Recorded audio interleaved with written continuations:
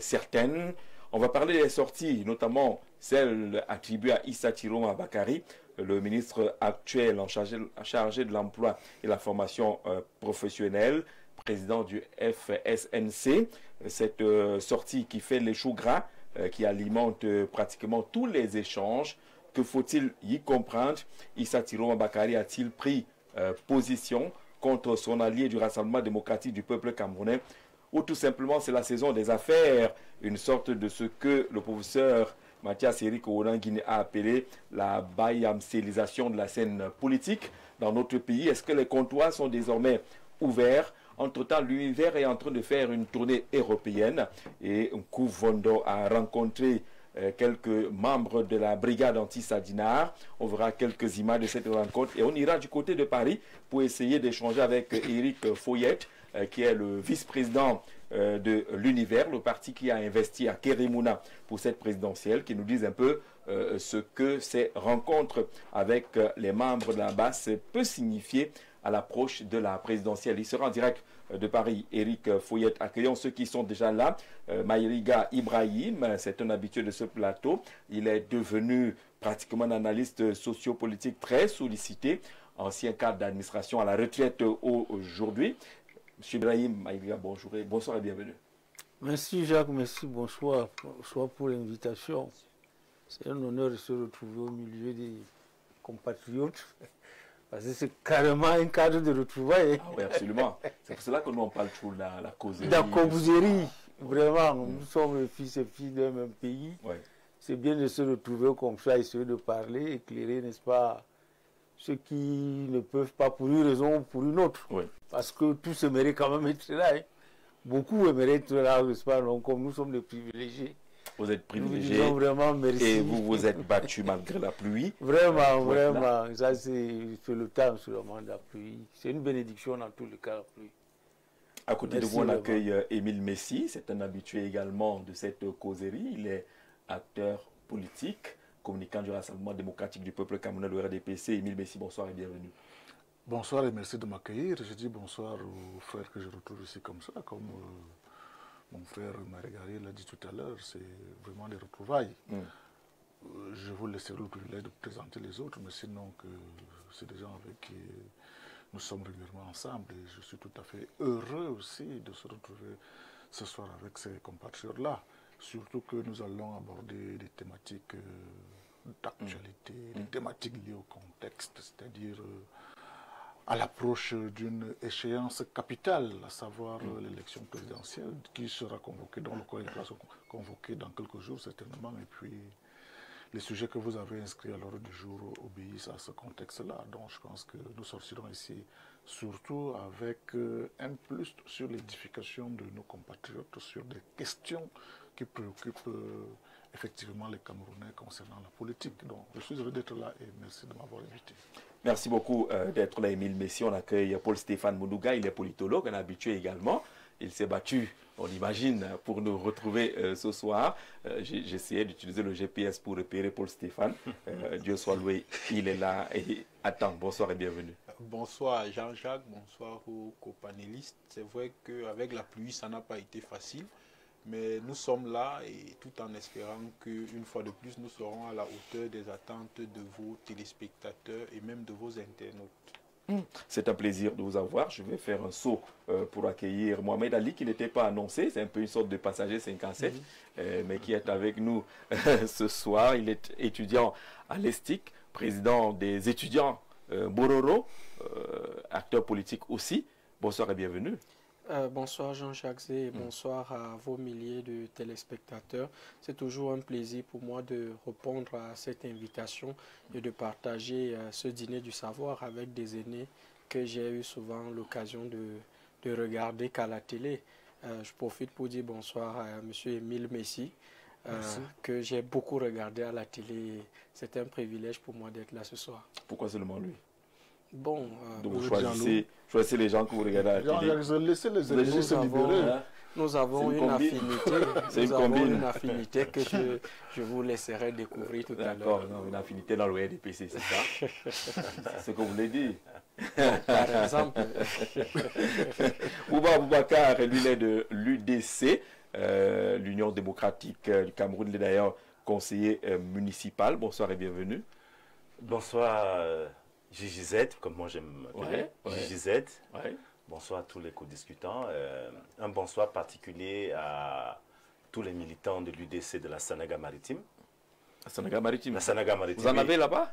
Oui, justement, je sors de là avec le secrétaire national à l'implantation. Nous avons ce week-end tenu un séminaire de formation avec nos militants de la Sanaga Maritime. Mais quand vous me demandez si nous avons des militants dans la Sanaga Maritime, je veux juste vous dire qu'en 2004... Dans mon village, on voit que l'UDC, là, si ce n'est pas le Noun, on n'en parle plus. Ok. En 2004, le docteur Adamou Damjoya était deuxième à l'élection présidentielle dans la Sanaga Maritime. Ah, d'accord. Et je profite aussi pour dire bonsoir à... Quand mon voisin de gauche a parlé de Bororo, ben je profite pour dire bonsoir à Madame Abdoulaye Sadato, premier adjoint au maire de la commune de Fumbot, parce que je sais qu'il le sait, l'UDC est le seul parti qui valorise les Bororo, parce que de ça, je le dis, la main dans le cœur. Il peut dire le contraire, hein? Non, il peut dire le contraire s'il a les éléments. L'UDC est le seul parti à avoir donné un poste dans l'exécutif municipal à un Bororo au Cameroun. Premier adjoint, deuxième Premier adjoint au maire de la commune de Fumbot. De Fumbot.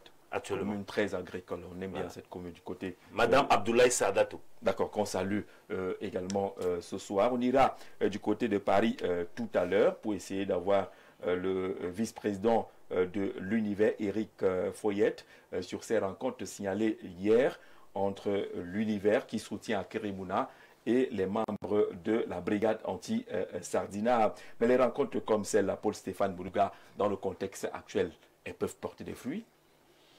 J'ai envie de dire que tout dépend de l'objet et de l'objectif. Parce que quand vous nous avez quand même communiqué cette mise en bouche, moi en tant que politologue esclave des faits, parce que c'est ça le politologue, j'ai quand même pris la peine de recouper certaines informations. Ça veut dire que par le biais de 1 ou 2 contacts, j'ai pu entrer avec certaines personnes du parti Univers qui sont là-bas. Et ils ont eu à me dire qu'en réalité, ils sont allés à la rencontre des organisations.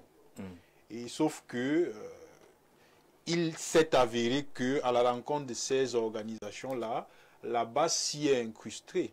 Et les membres de la base sont des Camerounais. Là, je relate ce qu'ils m'ont dit.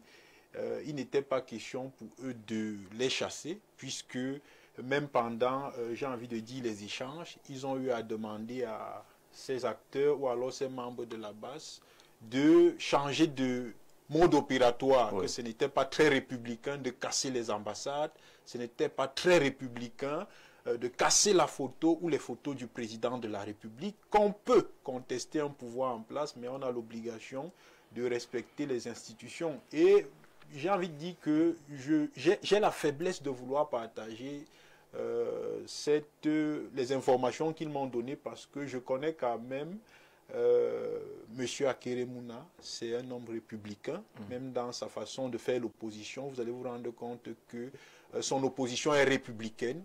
Même dans sa façon de dénoncer, il dénonce de façon républicaine. Il a toujours respecté les institutions. Donc pour moi, je pense que il serait incongru que ce soit aujourd'hui qu'Akeremouna sorte de la logique qu'il a toujours, ou alors la figure ou le visage qu'il a toujours présenté aux Camerounais. Je pense quand même que vous faites bien de mettre cette thématique à l'ordre du jour, parce que ça nous permet quand même aussi de dire à nos frères de la base que on peut s'opposer sans être forcément délinquant, sans mépriser les institutions, sans insulter les institutions, parce qu'il faut savoir, et ce que je dis, je le dirais même si c'est le professeur Kamto qui était président de la République, on peut ne pas aimer une institution, mais on est obligé de la respecter. Ça veut dire qu'on peut ne pas être d'accord avec le président de la République, son Excellence M. Paul Biya, mais une fois qu'il incarne l'institution qui est le président de la République, on a l'obligation de respecter cette institution-là. On a l'obligation de respecter son ambassade, parce qu'en réalité, c'est le reflet d'un État à l'extérieur. Oui. Donc, c'est une opportunité pour nous d'interpeller nos frères de la base en leur disant qu'on peut être opposant, mais en étant responsable. Quel est le regard que Maïga pose sur cette rencontre entre l'univers qui soutient Keremouna et les membres de la base? Moi, j'ai écouté le politologue. Je partage entièrement vraiment son point de vue. Le membre de la base là qu'on qualifie de tout, c'est avant tout nos enfants. Oui. C'est avant tout des Camerounais. Qu'ils soient, je ne sais pas ce qu'on dit là-bas, des sans-papiers, c'est tout cela. C'est des Camerounais entièrement à part, qui sont partis d'ici, chacun avec son problème. Peut-être à un moment, il y a des choses qui ne marchent pas. C'est pour ça que je dis, moi, j'ai écouté là tout à l'heure le jeune Mohamed Ali qui dit, n'est-ce pas, ils ont une affinité sans savoir qu'avec moi aussi, il y a cette affinité-là. Nous, on s'est mis juste un peu au retrait pour avoir une liberté de parler. Moi, ça fait 40 ans que je suis dans le RDPC, je n'ai jamais démissionné. C'est pour ça qu'aujourd'hui, que nous nous accusons ceux qui se disent le soutien du président de la République à tout vent, dire des choses juste pour plaire. Ce monsieur a besoin, c'est le moment où le président Paul Biya a besoin de soutien. Et qui veut ce pays, qui aime ce pays, comme on n'est pas à Keremouna, Inkuvondo, c'est des rencontres. Rien ne dépasse des rencontres. Aller rencontrer ce gars. C'est-à-dire, les gens aiment faire le buzz. Des insultes, on les qualifie de tout. Non. À un moment, il faut savoir. Mais s'ils se mettent eux-mêmes à casser les ambassades, oui, à marcher sur le drapeau, mais il faut savoir pourquoi. L'image des institutions, est-ce que c'est savoir pourquoi il faut d'abord condamner avant de savoir? Non, il faut condamner, ça c'est clair. Oui. Personne ne peut accepter un truc comme ça, il faut le condamner. Nous avons vu les images. Décrocher l'image du chef de l'État, ajouter, vous voyez un peu.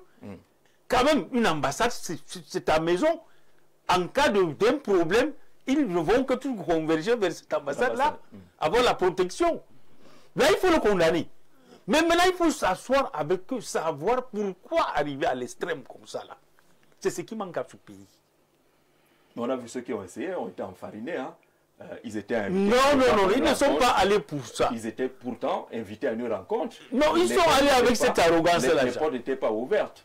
Jacques, ils sont allés avec cette arrogance. Nous connaissons dans ce pays. Prenez le cas du problème du Nozo. C'est la démarche qu'on a menée dès la première heure. Le premier tour où on a, n'est-ce pas, tabassé les étudiants et autres. Les avocats sortent, au lieu, n'est-ce pas, de les encadrer, de l'amener quelque part, comprendre pourquoi. C'est-à-dire qu'il y a toujours cette épreuve de force où on attribue toujours à un homme. Et justement, c'est lui qui portera l'histoire, le président Paul Biya. Tous ces gens-là, si aujourd'hui je vous demande de me citer le 3, c'est un nom du premier gouvernement d'Amadou Ahidjo, personne ne me donnera ici. On les a tous oubliés, ministre, directeur ou autres. Mais le nom d'Amadou Ahidjo reste.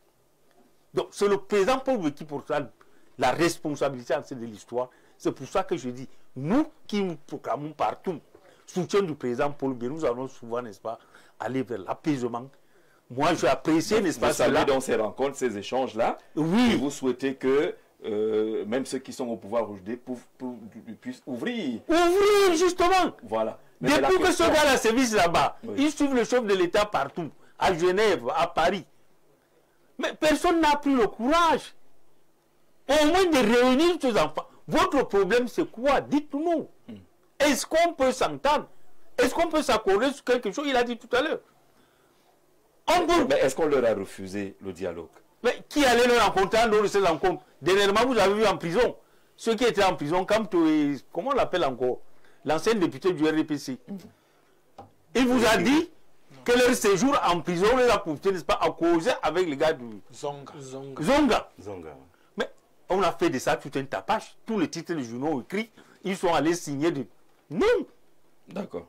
Le dialogue est une bonne chose partout. Oui, moi j'apprécie cela. S'ils peuvent intégrer ça dans leur campagne, jeter les armes, les sons, tout ça.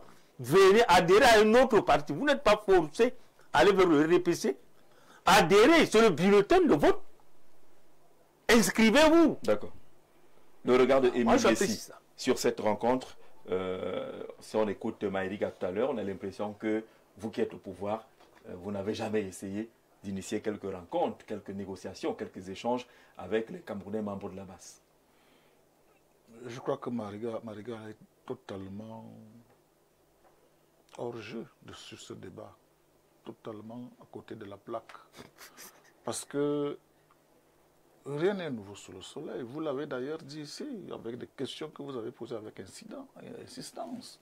Qu'aujourd'hui, cette base qui se présente comme étant une force patriotique, républicaine et tout. Mais interrogeons la naissance même de cette organisation. Interrogeons également le passé de certains hommes politiques qui se retrouvent avec cette base aujourd'hui, pour comprendre parfaitement ce qui se passe et pour vous démontrer que rien n'est nouveau sous le soleil. Bon. Vous avez parlé de Akeremouna. Apparemment, Akeremouna lui-même n'était pas à cette réunion-là. Oui. Vous voyez, ça, c'est quelque chose qu'il faut déjà bien noter. Mais on sait que Univers, qui est le parti de M. Nkoumvando, qui a déjà dit qu'il va investir le candidat Akeremouna. En précisant que Akeremouna lui-même sera à Paris, dans le cadre de ce qu'il appelait les rencontres de Paris. D'ailleurs, vous verrez l'affiche qui circule. Vous verrez donc que, quand vous dites qu'ils sont allés à la rencontre des Camerounais de l'étranger, je ne sais pas trop quoi, mais le seul indicateur, et c'est d'ailleurs grâce à vous, il faut le dire, que j'ai un communiqué matérialisé par la base. Pour cette rencontre, on n'a pas vu quelque chose d'autre en dehors de ce communiqué-là qu'ils ont rendu officiel. Alors, ça veut dire quoi? La base n'est dans des conditions, nous savons. La base, c'est quoi? La brigade anti-Sardinat, qui naît dans un contexte de l'élection présidentielle de 2018, où certaines personnes de l'intérieur et de l'extérieur pensent que dans ce pays, il y a ceux qui jouissent des privilèges du pays, qui sont qualifiés de sardinats, des jouisseurs, et d'autres qui produisent des biens qui sont traités donc de tontinats, c'est-à-dire qui cotisent et les autres bouffent. Vous voyez le contexte? Et la brigade anti-sardinat vient pour combattre justement ceux-là qu'ils appellent des jouisseurs. Vous avez vu comment, avec quelle violence, ils ont traité les institutions de la République. Je ne veux pas revenir sur des cas d'ambassade, je ne veux pas revenir sur des perturbations des séjours du président de la République à l'étranger. Je peux me tromper, mais je ne sais pas si, pendant ce septennat, s'il y a quelque chose qui a vraiment perturbé le chef de l'État. Je crois que c'est ce mouvement terroriste, il faut le dire, par des actions qu'ils ont posées. Qu'on en vient à nous dire aujourd'hui que, voilà, il faut dialoguer, il faut faire ceci, il faut faire cela, parce qu'ils ont pondu un communiqué où ils ont reçu un Nkoumvando. Qui est un Nkoumvando? Nkoumvando, quand nous regardons sur le rétroviseur, c'est un ancien militant du RDPC. Ça, nous ne le disons pas assez. Il a même été adjoint maire en Gaoundéré, qui, pour ces raisons de démocratie, de liberté et autres, a créé son parti. Depuis lors, il est régulièrement conseiller municipal en Gaoundéré. Et pour ce fait, il a réussi à investir le Canada Cabral Libye en 2018. Vous le savez. Et il annonce la fin de cette alliance, il prévoyait le présidentiel, les législatives et les municipales. On sait comment ça s'est terminé. Aujourd'hui, monsieur Nkoumvando, qui est par ailleurs vice-président de l'Africa Foot, avec ses phrases et tout ce qu'on sait. Membre du comité exécutif. Membre du comité exécutif. Avec tout ce qu'on connaît de cet homme politique qui a d'ailleurs essayé d'approcher, parce qu'il est parmi les candidats qu'on appelle les partis Yango. C'est-à-dire qu'il cherche des candidats de gauche. Je vous parle du rétroviseur quand on regarde l'homme politique. Qui donc aujourd'hui, avant même Keremouna, vous ne le savez pas, il a tendu la main au candidat du MRC pour l'investir. Je ne vous dirai pas plus. Il s'affirme donc aujourd'hui dans tous les mouvements, dans toutes les phrases qui n'ont rien à voir avec la politique. J'ai dit c'est indécent. Mais ça vous gêne que ce genre de rencontre se passe? Pourquoi est-ce que ça vous gêne? Ça nous gêne. Si par cette voie, les Camerounais, même la base, peuvent changer d'attitude. Je viens de vous planter le décor. Oui. Qu'est-ce qui a changé par rapport à leur vision du Cameroun?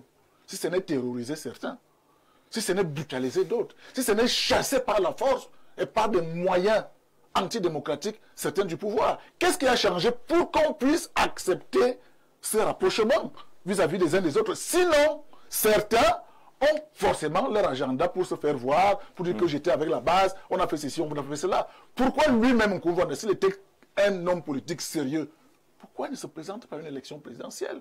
Il est sérieux. Et nous savons que il n'est pas sérieux. Nous savons que Akeremouna était candidat à la dernière élection présidentielle, présenté également par un autre parti politique. Et on connaît la fin à la campagne électorale. Il a fait un virement pour dire qu'ils soutiennent déjà un autre candidat. C'est pour ça que je vous dis que ce qui se passe là, il faut rester vigilant en tant que journaliste observateur. Il faut rester vigilant pour ce qui se passe là. Chacun essaie de tirer le maximum possible les choses de son côté. Est-ce qu'à Kérémouna est dans cette affaire? On verra le contenu des échanges et des rencontres qu'il annonce pour le 22 juin à Kérémouna. Cette gesticulation de M. Nkoumvondo et l'univers, assortie de ce communiqué de la base, doivent maintenant édifier les Camerounais à comprendre où se trouvent les vrais enjeux de la politique en ce moment. D'accord. On enchaîne avec quelqu'un d'autre. Gouverner, c'est... Est-ce que je suis d'accord avec Thomas Massok sur cette affaire-là? Il dit gouverner, c'est mentir. Cette rencontre est teintée de l'hypocrisie humaine, sociale, politique. En ce moment où nous attendons des échéances politiques pour l'investiture à la magistrature suprême, je me questionne, avec le code électoral extrêmement verrouillé et le scepticisme du fichier électoral, comment vont-ils s'en sortir sans toutefois subir l'influence du politique? En politique, tous les coups sont permis, Massok l'affirme, mais je vais écouter la voix de l'UDC sur ces rencontres entre l'univers, la base, l'univers qui est le parti qui a investi à Kérémouna. C'est des options à encourager? Oui, nous pensons que c'est des options à encourager parce que c'est des Camerounais. Oui. Ces frères qui sont dans la base, c'est des Camerounais. Mais ce que je vais dire, c'est que nous regardons seulement la violence faite à l'extérieur par la base. Regardons d'abord ce qui se passe localement. Est-ce que nous n'avons pas une base locale ici qui est l'administration? Alors, nous parlons encore de la rencontre de Paris. Bon, ça, c'est un autre sujet. Finissons avec l'affaire de même Paris pour qu'on ne sorte pas totalement du sujet. Parce que exactement, Émile va réagir tout à l'heure, mais restons sur le sujet. Ces rencontres, l'UDC pourrait également les mener, non? L'UDC va rencontrer, puisque nous avons notre candidate, qui est l'honorable Emmanuel Damjoya, qui est notre candidate pour l'élection. Cette fois-ci, c'est fini. Elle est engagée. Elle est candidate de l'UDC, parce qu'à l'UDC, depuis 92, quand nous n'avions pas participé aux élections législatives et municipales, juste après notre convention de Ngaoundéré, il avait été décidé que l'UDC participera à toutes les élections au Cameroun. Nous n'allons plus jamais jouer à la chaise vide. Ah, d'accord. Plus jamais. Mais il peut arriver, comme nous l'avions fait à Douala, que l'UDC se retire et soutienne un parti. Vous vous rappelez comment... Vous avez fait de Jean-Jacques Kindi à Douala premier. l'UDC avait retiré sa liste au municipal pour soutenir le candidat Jean-Jacques Kindi du MP qui est arrivé. Et c'est pour le moment, nous avons déjà investi notre candidate, l'honorable Emmanuel Damjoya, qui est une dame. Et nous pensons que le Cameroun mérite d'être dirigé par une femme. Parce que si on s'en tient à ce qui se passe, quand on voit par exemple, prenons le cas de la Centrafrique. Quand ça chauffait en Centrafrique, moi j'ai fait la Centrafrique, je suis un ancien de Bangui. Ben, quand les hommes n'ont pas pu, laissons la place aux femmes. Catherine Samba-Paza, c'est pour citer le cas Catherine Samba-Paza. Voilà. Elle a mis de l'ordre en Centrafrique et jusqu'aujourd'hui en Centrafrique, c'est toujours la répercussion du travail de Catherine. Ça veut dire qu'avec son cœur de femme, elle pourrait aller rencontrer ses enfants. Tous les Camerounais. L'honorable Emmanuel Damjoya est ouverte, prête à rencontrer tous les Camerounais. Parce que si après l'élection présidentielle, elle est élue, ce qui est mon souhait, ben elle va diriger tous les Camerounais. Elle aura besoin de travailler avec tous les Camerounais. Donc à l'UDC, nous ne fermons pas la porte. Nous sommes ouverts à discuter avec tous les Camerounais et à travailler avec tous les Camerounais. Est-ce que la base peut changer? Vous avez vu les méthodes, les modes opératoires de la base depuis plusieurs années maintenant. Est-ce qu'il est possible qu'on les ramène dans la case Cameroun avec le sentiment Cameroun qui demande quand même le respect des institutions du Cameroun? Seuls les imbéciles ne changent pas. Et je suis sûr que ce que ces frères camerounais font, ils revendiquent quelque chose. Écoutons-les, trouvons une solution à leurs problèmes. Ce n'est pas en fermant la porte. Hein? Si vous avez votre enfant à la maison qui se met à casser, à faire du bruit, ce n'est pas avec la chicotte. Mais si casse, c'est parce que vous ne l'avez pas écouté hier. Est-ce que la base aujourd'hui peut se lever et dire qu'elle n'a jamais été écoutée? On ne les a jamais écoutés. Est-ce que le gouvernement a tendu la main? C'est la même chose avec le Nozo. Est-ce qu'on a écouté ces Camerounais? Il y a eu un grand dialogue national. Ça, c'était du théâtre. Vous savez de quoi je parle? Vous pensez? Oui, c'était du théâtre. Ça a résolu quel problème? Il fallait faire quoi? Il fallait faire quoi? Pour le cas du Nozo, si vous permettez qu'on fasse une parenthèse. Il fallait faire quoi, oui? Il faut que le chef de l'État appelle ses enfants. Nous sommes tous des parents ici sur le plateau. Vous arrivez à la maison, les enfants sont en train de faire du bruit dans la chambre, ils cassent. C'est pas avec la chicotte. Appelez-les. Mais ceux qui sont venus au Grand Dialogue National, ce n'étaient pas ses enfants. Mais nous C'est savons les tous. enfants des voisins ou... Non, c'était du théâtre. C'était du théâtre. Est-ce que le chef d'État qui a déclaré la guerre, est-ce qu'il est allé dans le Nozo demander ce qui se passe? Un jour, a-t-il fait une descente dans le Nozo? Il envoie toujours des gens. Ah, ce serait ça la solution. Mais qu'il a écouté ses enfants? Nous l'avions voté, pourquoi? Il est chef de l'État, pourquoi il doit nous rendre compte? Nous l'avons investi. Donc, il faudrait qu'il descende dans le Nozo et demande ce qui se passe. Écoute ses enfants. Il en est de même de la basse. Il faut qu'il écoute ses enfants. Le dialogue. D'accord. Bonsoir le panel. On s'adresse à vous. Hein. UDC a aidé à Ouda la Sanaga Maritime. La réunion s'est tenue dans quel quartier? C'était officiel ou pas? Ce week-end-ci, non, ils ne sont pas d'accord. Tu as rendu visite à ton cousin, dis-le. Claude depuis Edea. Je peux le répondre. Nous étions à Bonam Kenge hier. Alors c'était une séance de travail avec le bureau. Hein, Claude, c'était pas un meeting. Quand c'est un meeting, on déclare. Voilà, donc nous étions à Bonam Kenge hier. Nous avons travaillé avec nos militants toute la journée. D'accord, Claude, c'est clair maintenant. Hein. Si tu n'as pas été au courant, eh bien ça s'est tenu à Edea. Bonsoir le panel, couvre dans l'univers, c'est pour lui. Un fonds de commerce, il gesticule beaucoup. En 2032, il va chercher un autre candidat, mais lui-même ne se présentera jamais. Merci pour ce message-là, Mohamed Ali, sur ces rencontres de Paris entre l'univers et la basse. La voix de l'UDC semble indiquer que c'est l'exemple à suivre en termes de dialogue. Bien entendu, Jean-Jacques, moi je pense que la solution à tout problème, c'est le dialogue. Les gens de la basse ne sont pas encouragés. J'ai vu...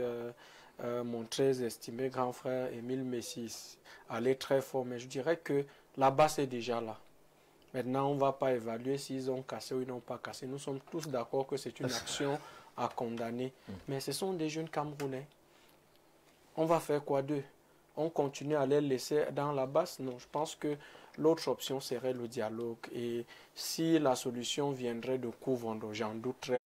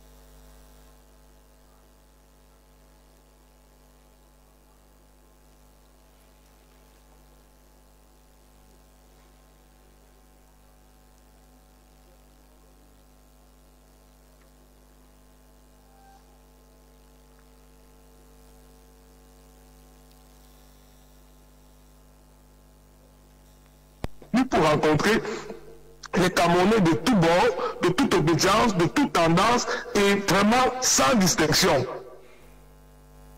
Vraiment sans distinction. On comprend cette démarche-là, mais quelle est la réception qu'ils ont de votre initiative? Est-ce que vous sentez des Camerounais prêts à retrouver l'esprit de la République?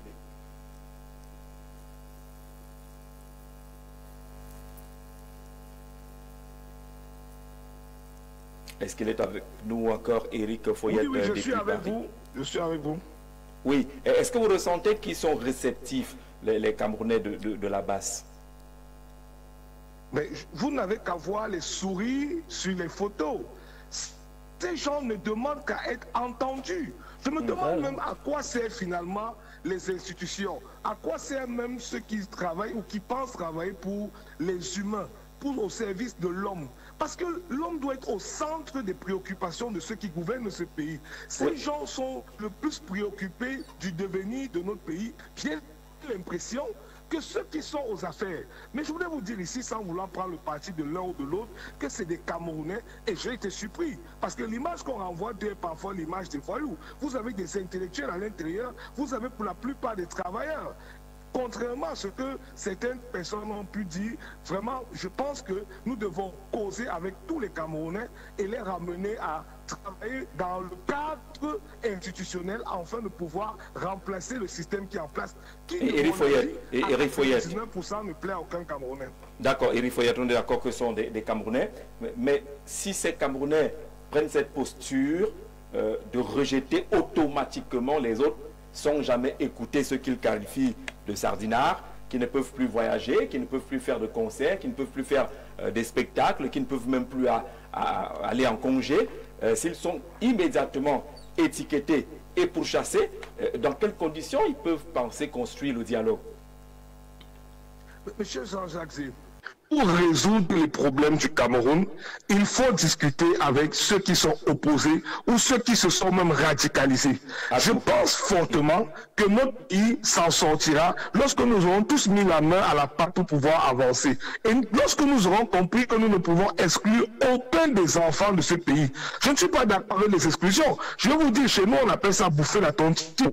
Rares sont ceux qui n'ont pas bouffé la tontine au Cameroun. Rares sont ceux qui, parce qu'ils n'ont pas éprouvé les mêmes points de vue, ne se sont pas vus insultés. Cela ne m'a pas empêché de venir sur Paris. Cela n'a pas empêché le professeur de venir sur Paris et de discuter avec eux et de les encourager à venir sur les voies institutionnelles, à ne plus, par exemple, violenter les uns et les autres.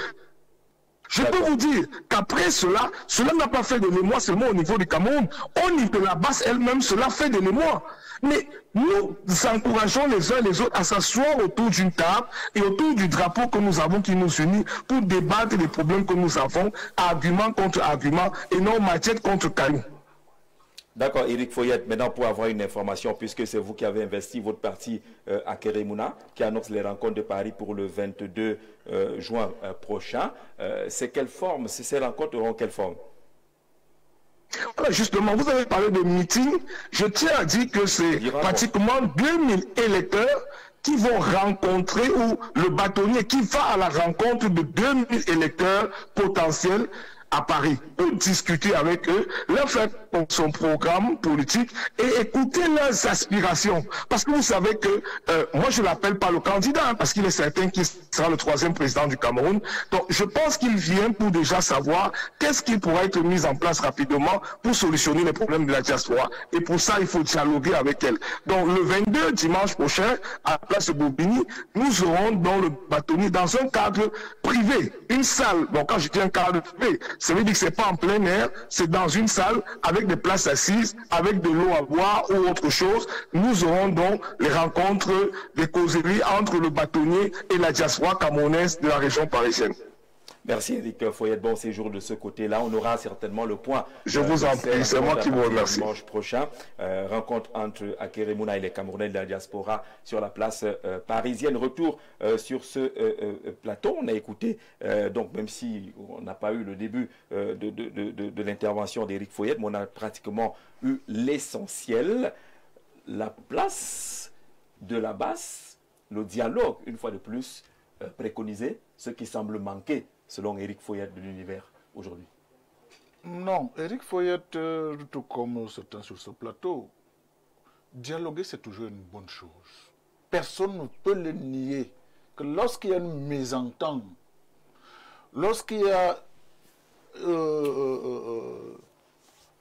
des sons discordants dans la famille, parce que nous sommes en société, il faut dialoguer pour trouver... Est-ce qu'on peut avoir Émile Messi à l'antenne, s'il vous plaît? Il faut avoir des points d'entente pour des problèmes qui sont créés. Parce que la société, c'est d'abord ça. Des intérêts qui sont divergents créent des conflits.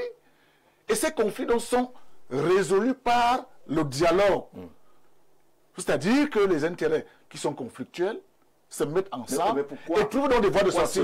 Permettez-moi donc de vous dire que pourquoi dans les voies de sortie, les voies donc de ce dialogue deviennent donc difficiles avec des gens qui ont pris des initiatives sur des sujets qui peuvent intéresser tous les Camerounais. Par exemple, la gouvernance, par exemple, les détournements de fonds publics, par exemple, mais qui ont pris des options de radicalisation et de stigmatisation entre les communautés. Voilà le fond du problème que les gens refusent de dire aujourd'hui. Lorsqu'ils ont mis cette organisation en place, même la dénomination même, fait déjà un problème. Je vous ai dit, Sardina renvoie à quoi? Tontina renvoie à quoi? Vous voyez? C'est là le nœud du problème. Et je vous dis donc que si on est ouvert au dialogue, on devrait peut-être commencer par changer de dénomination. Voilà. C'est pour ça que je dis qu'ils doivent poser des actes qui prouvent qu'ils veulent rentrer dans la République. Et pour le moment, à ma connaissance, ils n'ont posé aucun acte. Si oui, ce sont nos hommes politiques. Et là, il a dit quelque chose de sérieux, c'est que il s'est dit, et il paraît que cette nébuleuse la finance. Dès que vous êtes avec eux, ils vous donnent beaucoup de moyens. Est-ce que c'est pour faire des élections? Est-ce que c'est pour faire autre chose? Nous n'en savons rien. Permettez un peu qu'il y ait jusqu'au bout. Vraiment rapidement. Maintenant, les gens donc, qui se présentent pour faire ce dialogue, avec l'univers, parlons peu, parlons vrai. Vous vous rappelez qu'au début, Nkumvondo est allé dans une alliance avec des partis politiques de ce pays. L'ATP. L'ATP. Mais qu'est-ce qui s'est passé avec l'ATP aujourd'hui pour nous dire qu'il est en bonne négociation avec la base? Ne soyons pas aussi... Vous ne voyez pas un coup politique. C'est-à-dire que l'ATP, on l'a balancé l'ATP, qui est constitué des hommes politiques camerounais, avec des partis politiques, a balancé l'ATP en touche. Dès qu'il y a eu une première opportunité en Afrique du Sud avec Akeru Mouna, jusqu'à aujourd'hui, il n'en parle plus. Et quand aujourd'hui vient nous dire que je suis en dialogue avec la base, je crois qu'il y a un problème. Vous dites que Maïga est hors sujet, Nkumvondo est hors sujet. Je crois qu'il y a un problème dans la démarche. Tout à l'heure, qui insiste sur le dialogue, qui semble être ce qui a manqué le plus dans la gestion de ce qu'on pourrait appeler la base. Non, il faut rassurer déjà à Émile Messi ici qu'on ne fait pas l'apologie des actions de la base. On les condamne fermement. Oui. Ça, il faut vous rassurer. Nous les condamnons avec la dernière énergie. Mais maintenant, qu'est-ce qu'on fait de la base? On les jette, on les tue tous. Est-ce que la base elle-même elle est volontaire? Ce n'est pas là le problème. Est-ce qu'elle a une démarche qui voilà aussi. Elle montre? Qu'est-ce qu'elle a fait? Mais a interrogé les actes. Quels sont les actes qui peuvent montrer aujourd'hui que cette base-là est en train de retrouver ce qu'on appelle la République? J'ai envie de vous dire qu'en négociation, c'est toujours le plus fort qui va vers le plus faible. Ce n'est jamais l'inverse. Vous êtes sûr de ce que vous racontez là? Oui, ce n'est jamais l'inverse. Non, non. Mais oui. C'est toujours le plus fort qui initie la négociation. Non. La démocratie. Le faible n'a pas les moyens. La démocratie, c'est pas pour les faibles. Je suis regretté. La diplomatie. Je dis bien la diplomatie. Si c'est la force, ça va. C'est le plus fort. Et c'est le plus faible qui négocie. C'est ça la diplomatie. Les faibles ne peuvent pas initier une négociation. C'est toujours le fort. Je vous prends le cas du grand dialogue national. C'est le fort qui a convoqué le dialogue national et il a fixé les règles de son dialogue. Un faible ne peut pas fixer les règles d'une négociation. Même la tripartite, le faible, c'est la base. La base, c'est faible devant l'État du Cameroun. Ça, il faut le dire. Et c'est le gouvernement qui est fort pour négocier avec elle. Vous ne comprenez pas. Permettez-moi de développer. Kouvondo n'est pas allé négocier. Je ne suis pas là pour défendre Kouvondo. Je veux donc vous dire que à quoi ça renvoie? Brigade anti-Sardina, ça renvoie à une identité. Puisque derrière cette identité, ils veulent faire croire à certaines personnes que ce serait une tribu qui serait la cause du malheur du Cameroun. C'est la vérité qu'il faut dire aux Camerounais. La sardine ici renvoie généralement au Grand Sud. Oui, je sais, oui. Et ils veulent faire croire aux gens que au Cameroun, ce sont les ressortissants du Grand Sud qui sont la cause des problèmes du Cameroun. Ça, il faut le dénoncer. Mais en même temps, il faut aussi encourager le dialogue. Parce qu'à la fin, nous sommes tous des Camerounais. Nous avons des opinions qui peuvent être divergentes. Mais la finalité, c'est que nous voudrons tous que le Cameroun, j'ai envie de dire quoi, que les Camerounais soient fiers de dire qu'ils sont Camerounais. Donc moi, je suis de ceux qui pensent aujourd'hui que autant nous dénonçons, autant nous devons interpeller nos gouvernants parce que ils ont un grand rôle à jouer dans la résolution de ce problème. Et ce rôle, c'est la gouvernance. Parce qu'il ne faut pas nier, en dépit de tout ce que nous dénonçons ici, qu'il y a un sérieux problème de gouvernance. Et peut-être la radicalisation qu'on observe aujourd'hui est consubstantielle au fait qu'on ait un régime qui n'aime pas trop dialoguer. Parce que c'est le défaut de notre régime politique aussi, c'est que notre régime n'aime pas le dialogue. Et l'aîné ici a évoqué le cas de la crise anglophone. Vous allez voir que c'est un déficit de dialogue qui a amené certains, parce qu'ils ne sont pas tous radicaux, qui ont amené certains à se radicaliser.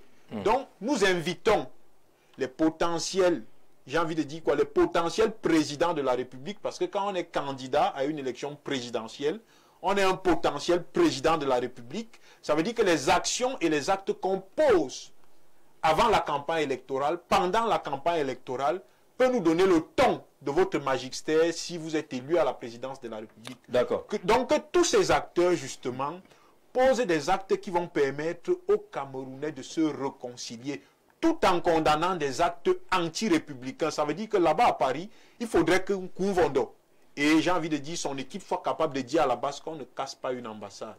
On ne brûle pas la photo du président. On n'insulte pas le président. On respecte les institutions de son pays. Ça pourrait être une bonne base, Ah oui. ce genre de communication. Et vous êtes en train de faire ça? Ah, C'est ça, ma puisqu'il est quand même sur le terrain. C'est un homme politique aguerri quand même, Kouvondo. Il est sur le terrain. Je ne le connais pas, mon frère Emile, ce soir. Mais, parce que vous êtes voisins. Peut-être. Alors, est-ce qu'il ne faudrait pas qu'eux aussi, au niveau de la base, essayent de baisser d'un ton?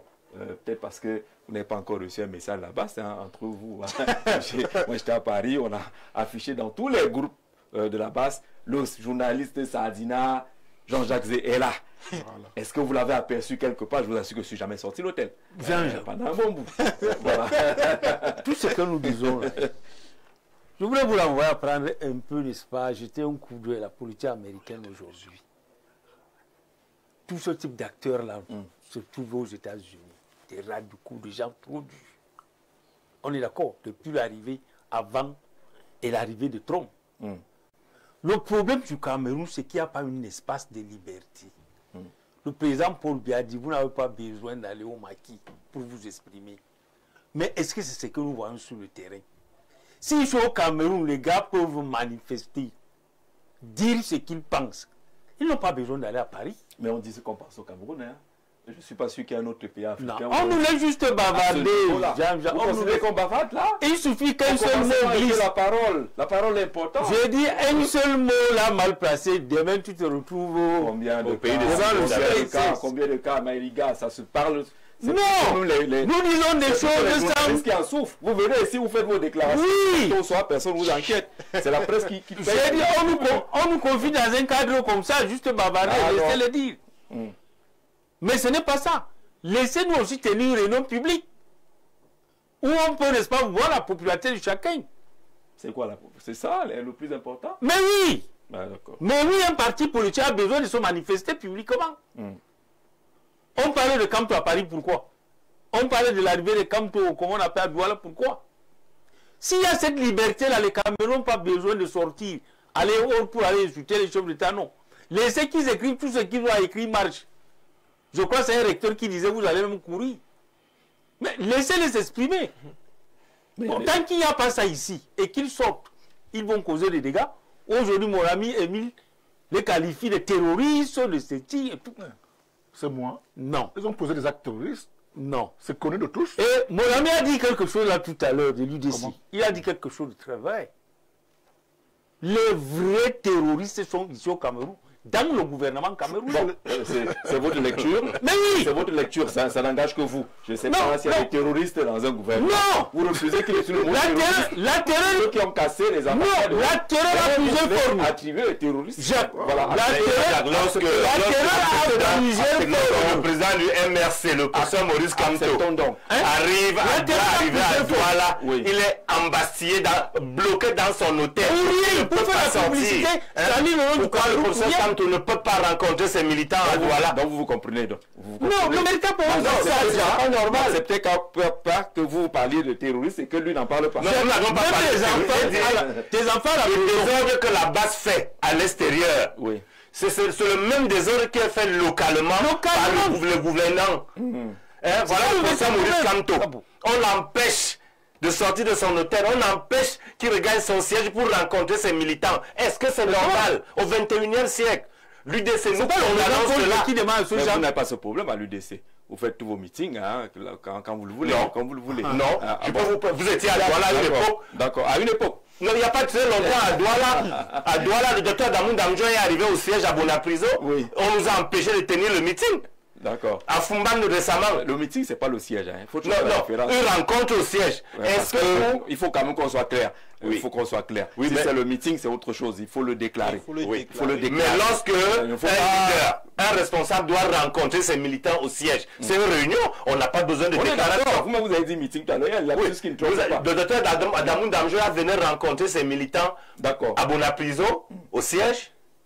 La police est venue interdire. Mais ceci n'explique pas cela. Jean-Jacques. Oui. À Fumban, dernièrement, pour citer encore un autre cas, de désordre fait par l'administration. On vous a fait ça à Fumban? Oui, on doit installer le préfet de Noun. Le gouverneur de l'Ouest dit que madame le maire n'a pas droit à la parole pour souhaiter le mot de bienvenue au préfet entrant. Mais c'est très grave en République. Ça, c'est toujours un désordre. C'est toujours égal à ce que la base fait. Non.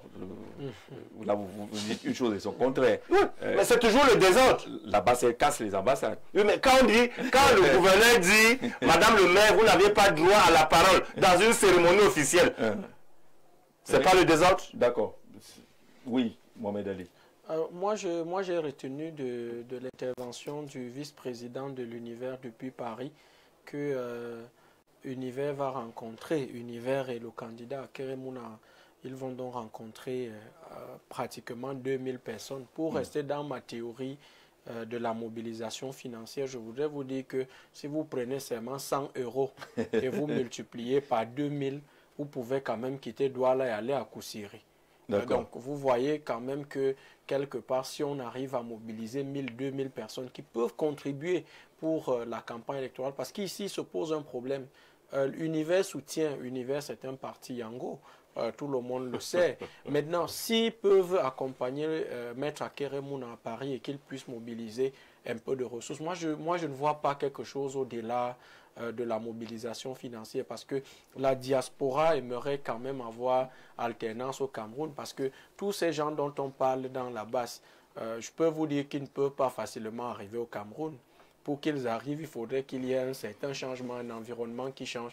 Et je pense que cet environnement, puisque eux-mêmes ils se sont mis en difficulté, et je rappelle encore que nous condamnons fermement, puisqu'ils sont dans la difficulté, l'alternative qu'ils ont aujourd'hui, Jean-Jacques, c'est de pouvoir accompagner les forces de l'opposition pour pouvoir arriver à une alternance et ils pourront revenir dans leur pays.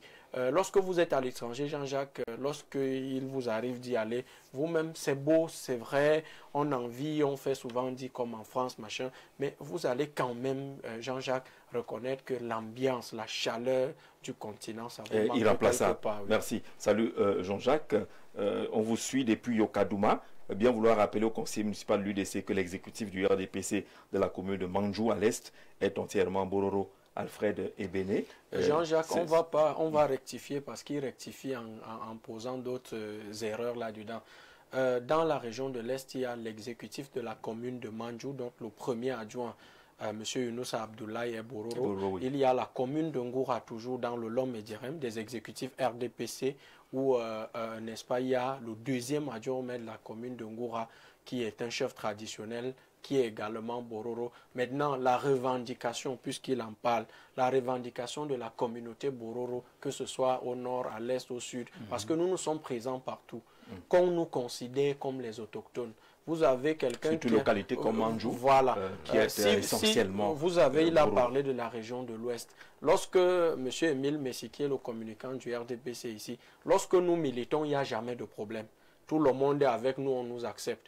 Mais lorsqu'il faut faire une liste ou bien partager les postes électifs ou bien de nomination, parfois il y a une discrimination. Mais maintenant, avec l'arrivée de M. Joseph Lé à la tête de la délégation permanente régionale du RDPC, qui est un très proche de la communauté Bororo. Nous pensons que M. Joseph Lé, qui est notre père, va trouver une solution à ces quelques difficultés. Mais le soutien des Bororo de l'Est au président Paul Biya est inconditionnel. D'accord.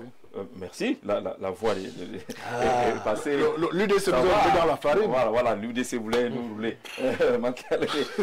Alors, bonsoir Gigi. Le président Biya a négocié avec les gens qui voulaient le tuer en 84. Donc, Thierry Kounou voulait nous dire qu'en matière de compte, vous n'avez pas signé votre message, mais l'essentiel a été dit puisqu'on l'a lu intégralement, votre message. Nous restons toujours dans le cadre de cette élection présidentielle. Et le sujet qui fait débat depuis quelques jours, c'est la sortie du ministre Issa Chiroma Bakari, président national du FSNC, qui, le message est en foufoulde. On a entendu les traductions et ces traductions semblent converger pour dire quoi Maïriga, vous avez suivi cette sortie d'Issa Chiroma Bakari pour dire que le RDPC, le président Paul Biya, responsable de la misère dans le Nord. C'est ce que ça dit globalement? Oui, les mots sont forts, hein. Moi, quand on m'a envoyé l'image, là, juste quelques minutes après, mes amis m'ont envoyé l'image, le son. Je suis bien regardé, je regardais, est-ce que c'est pas ce qu'on appelle l'intelligence artificielle? Mais comme c'est une personne que je connais personnellement, j'ai compris que c'est lui qui parlait. Mais pour comprendre le problème de Chiroma aujourd'hui, parce qu'il s'agit de lui et de son parti, il faut faire, n'est-ce pas, un petit... On revient à vous tout à l'heure, le temps de demander à la réalisation de retirer le thème qui est affiché pour qu'on le réécrive normalement, voilà, et qu'on ne déforme rien du tout. Allez-y. Voilà, je disais, n'est-ce pas, tantôt, qu'il faut, n'est-ce pas, un rappel historique. Issa Chiroma, vous savez qu'il a été en prison après le coup d'État. Oui, le 6 avril. Le 6 avril. Et c'est le temps qu'il a passé même en prison qu'il a formé. Il a appris beaucoup, même l'anglais qu'il parle là parfaitement. Il a appris à Yoko, hein, dans sa cellule. Oui. Il s'est fabriqué, il s'est donné une image sincèrement d'un homme politique. Dès qu'il est sorti, il a traversé le désert. Oui. Après le retour de Bello Bouba, l'avènement de l'UNDP, ils ont créé l'UNDP. Oui. Voilà. Le grand parti, vous savez ce qui s'est passé après. Bello Bouba n'était pas tendre avec le président Paul Biya. Les années 90, les années, n'est-ce pas, de villes mortes, et tout ça, voilà. Il était avec nous. Les cartons rouges, oui. Avec les Djekan Chamini et autres. Ce n'était pas une personne facile. Mais le chef de l'État, n'est-ce pas, dans la construction de ce qu'on dit toujours, diviser pour mieux régner, ils ont divisé l'UNDP. Le premier allait là-bas, lui, Moustapha, on les a divisés où chacun, à un moment, se retrouvait, n'est-ce pas, à créer son parti. Il a occupé le poste du ministre du Transport. Après, au moment, c'était justement un passage où je suis à vide. Nous tous nous le voyons ici en ville avec sa vieille Mercedes, panne sèche partout. Non, il faut dire. C'était dur à cette période-là. C'était dur. Oui. Mais il était chassé là, n'est-ce pas, de sa maison, là où il y a l'artisanat aujourd'hui en face du lycée de Tchinga.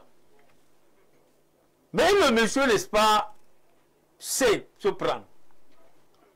Il a écrit une lettre au chef de l'État. Ça, je vous dis, c'est une chose, et c'est vrai.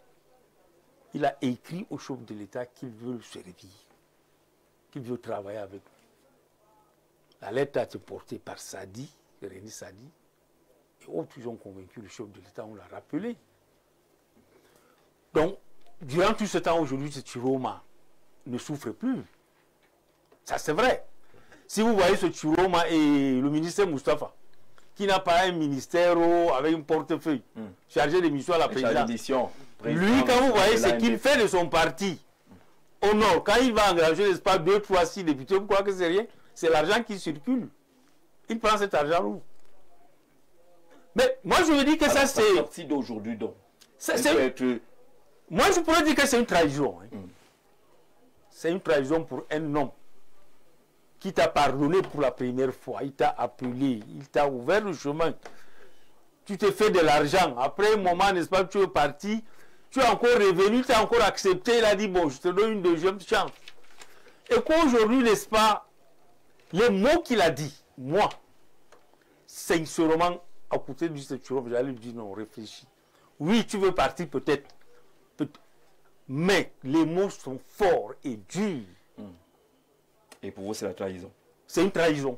Alors, la vidéo fait le tour. On a essayé d'avoir un représentant du FSNC sur le plateau. On a eu Madame Soga, qui en est secrétaire générale. Elle nous a clairement répondu que ce n'est pas pour nous une sortie concernant cette vidéo-là. Je ne prendrai pas la parole tant que les instances du parti concerné ne se sont pas prononcées sur un certain nombre de points. Le Cameroun est bilingue et n'a que 2 langues nationales, vous l'avez dit officielles, l'anglais et le français. Tout ce qui est dit dans des langues locales, dont tous les mots peuvent prêter à confusion, ne peuvent pas engager le parti dont je suis secrétaire général.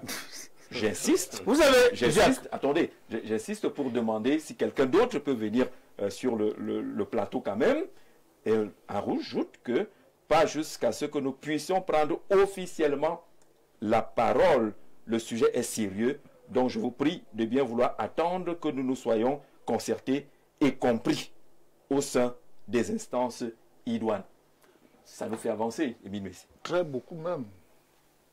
Parce que, vous savez, en politique, il faut être très prudent. Et je suis parfaitement d'accord avec cette dame qui a su prendre ses responsabilités. C'est pour ça que je ferai 2 grilles de lecture dans cette affaire. La première grille de lecture, c'est ce qu'elle a soulevé là. La communication même. Au Cameroun, les 2 langues officielles sont le français et l'anglais. Oui. Dans un premier temps. J'ai aussi vu cette vidéo. C'était dans quel cadre? C'était quoi? Je ne sais pas trop quoi. C'était devant. Est-ce qu'il était sous pression? Les gens qui étaient même là, bon, moi je ne comprends pas le foufoulé. Ceux qui ont même traduit. Vous voyez, vous savez que toute traduction est une trahison, par exemple. Donc, s'il a dit ça comme ça, nous savons Chiroma qui a passé, le ministre de la Communication qui a passé beaucoup plus de temps à ce département-là, c'est bien Chiroma. C'est un excellent communicateur. C'est un stratège politique de très haut niveau. Donc, est-ce que c'était un ballon d'essai? Ce qui m'amène donc à avoir une deuxième lecture, que voilà donc un homme politique. Et là, je suis d'accord avec ses analyses. Que Issa Chiroma, ce n'est pas un homme politique ordinaire. Lui également, il a un passé assez évanescent. Un passé très virulent, très épique, très instable à la limite. Vous voyez, nous savons, avec les vents démocratiques en 90, il est à l'UNDP, avec Belou Margaré, qui vont aux élections législatives et présidentielles. Après avoir pourchassé, ça me l'est. Bello Bouba, oui, là c'est du passé. Oui. Bello Bouba refuse cette alliance-là avec le RDPC. Bakary se lance, tout comme les autres, les Pierre et la NDP de Moustapha. Ils entrent au gouvernement. Le RDPC n'a pas divisé, le chef d'État n'a pas divisé. Et ils ont tendu la main pour dire que nous sommes prêts à travailler avec vous, monsieur le chef de l'État. Ce que notre président fait là, c'est pour lui là-bas, comme on dit au quartier. Ils sont entrés. Jusqu'au moment où le grand patron même aussi a compris que l'affaire, c'est moi-même, je ne peux pas rester indéfiniment dans l'affaire. Il intègre également l'appareil plus tard. Et l'autre sort. On va donc voir d'autres nouvelles manœuvres. Vous voyez, c'est là où donc ce fameux mémorandum du Grand Nord.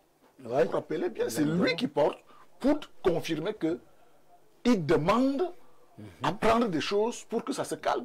Et jusque-là, il n'y a pas l'unanimité. Vous vous rappelez bien cet ancien ministre qui n'était pas tout à fait d'accord, qui l'a exprimé, que je ne veux pas que ce monsieur siège dans le même gouvernement que moi. Absolument. Vous vous rappelez très bien. Ouais. Mais le chef de l'État a pris sa décision que si famille, le calme peut venir par là, si tout le monde peut être par là, pour dire donc que voilà donc un homme politique qui connaît choisir le timing. En passant, il reste membre du gouvernement.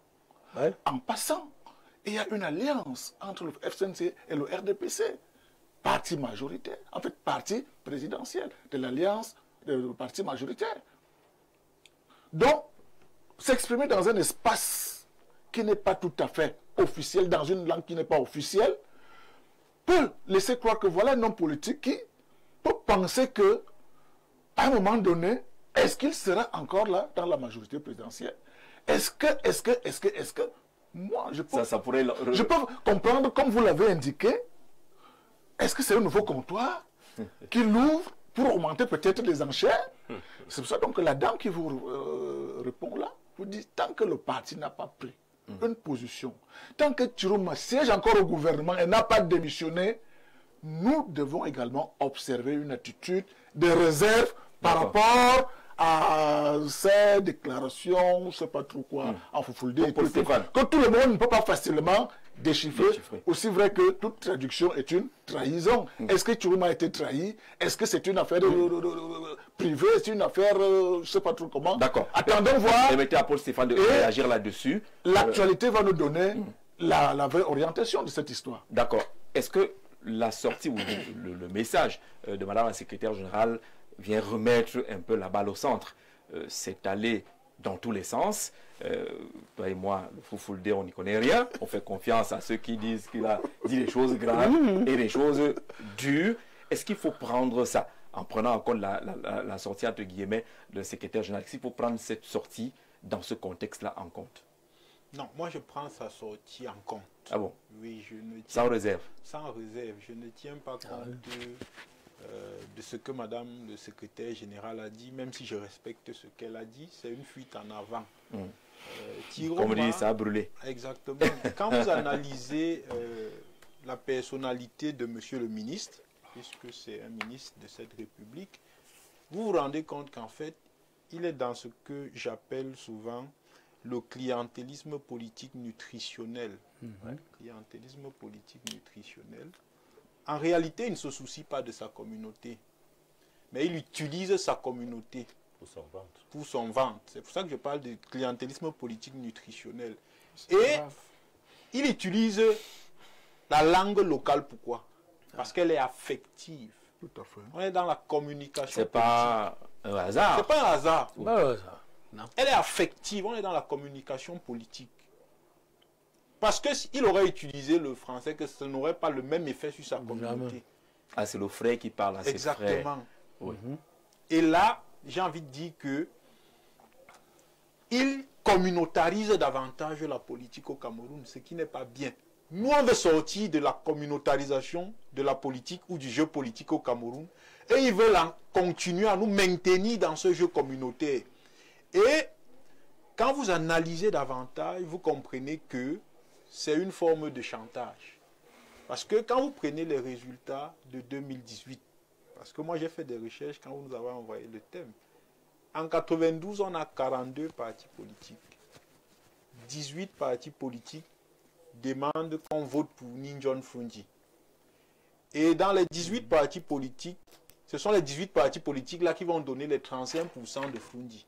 Et je vous rappelle que le Grand Nord va donner 19% à Bello Bouba Maïgari.